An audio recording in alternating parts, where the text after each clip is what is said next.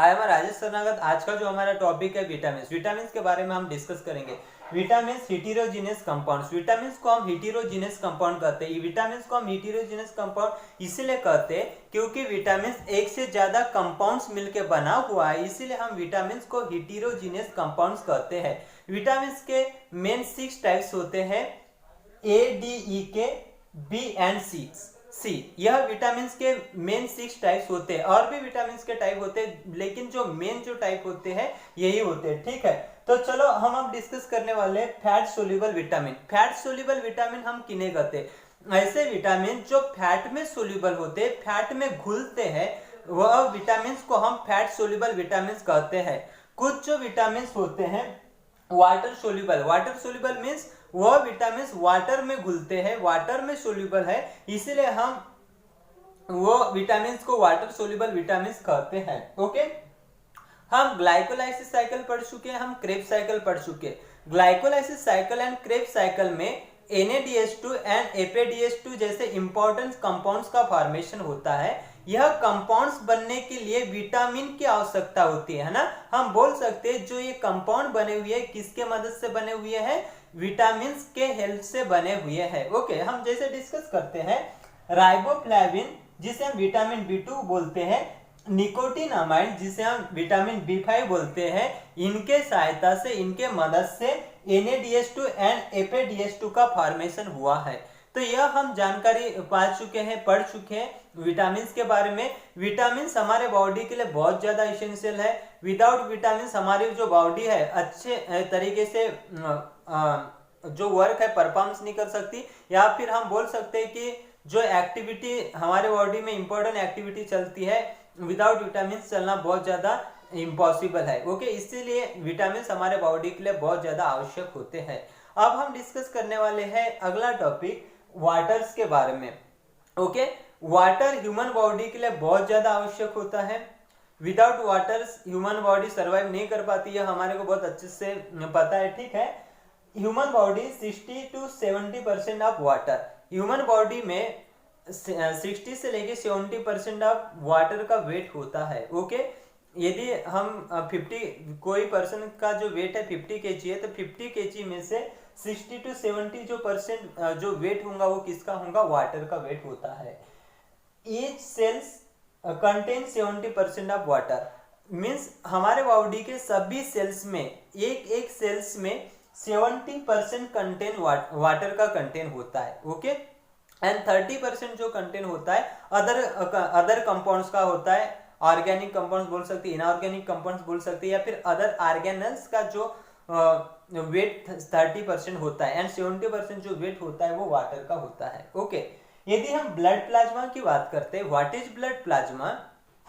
हमारा जो ब्लड होता है दो कंपोनेंट से बना हुआ है, blood plasma plus cells. Cells में RBC, WBC and platelet and blood plasma मिलके हमारा ब्लड बना हुआ है। ओके, तो what is blood plasma?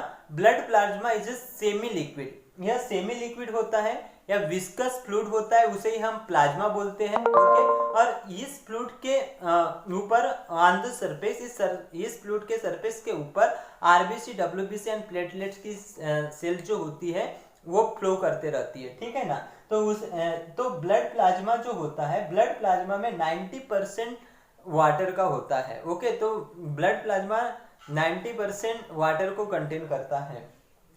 Loss of water और डिहाइड्रेशन, जहाँ हमारे बॉडी से वाटर का लॉस होता है उस प्रोसेस को ही हम डिहाइड्रेशन कहते हैं।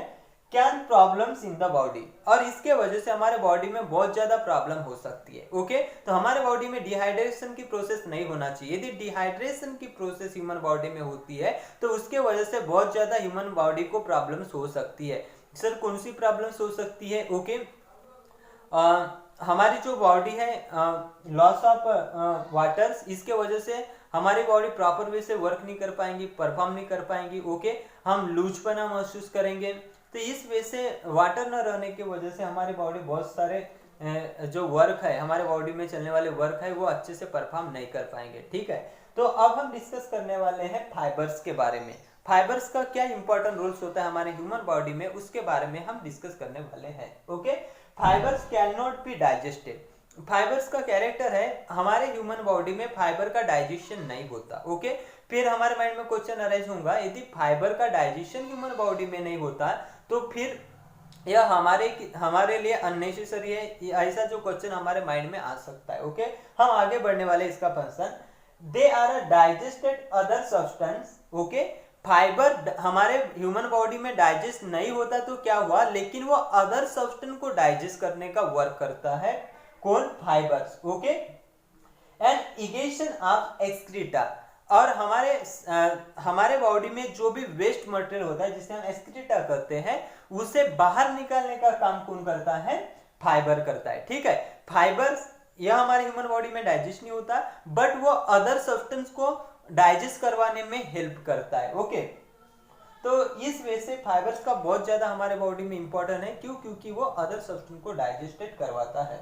अब हम डिस्कस करने वाले हैं कि फाइबर्स कहाँ मींस फाइबर्स कौन कौन से फ्रूट्स में मिलता है या वेजिटेबल्स में मिलता है, उसके बाद में हम डिस्कस करेंगे। फाइबर जो होता है इन लीफी वेजिटेबल, जो लीफी वेजिटेबल्स होते हैं वहाँ फाइबर्स का कंटेंट बहुत ज्यादा होता है। ओके, कुछ फ्रूट्स होते हैं वहाँ फाइबर्स का कंटेंट बहुत ज्यादा होते हैं। एंड सीरियल्स, जो कुछ सीरियल्स होती है, सीरियल्स मीन्स चावल बोल सकते हैं, गेहूं, है ना, तो वहां भी फाइबर का कंसंट्रेशन बहुत ज्यादा होता है। तो इस वजह से हम विटामिन के बारे में अच्छे से पढ़ चुके, वाटर्स के बारे में पढ़ चुके एंड फाइबर्स के बारे में पढ़ चुके। यह बेस्ट न्यूट्रिएंट्स है हमारे बॉडी के लिए। यदि यह न्यूट्रिएंट्स हमारे बॉडी में नहीं रहेंगे तो हमारी जो बॉडी है प्रॉपर वे से फंक्शन नहीं कर पाएंगी, एंड हमारी बॉडी प्रॉपर वे से फंक्शन नहीं कर पाएंगे तो हम भी प्रॉपर वे से फंक्शन नहीं कर पाएंगे। ओके, तो यहाँ हम बहुत ही अच्छे से पढ़ चुके विटामिन, वाटर एंड फाइबर्स के बारे में। ओके, यदि आपको वीडियो अच्छा लगा हो तो लाइक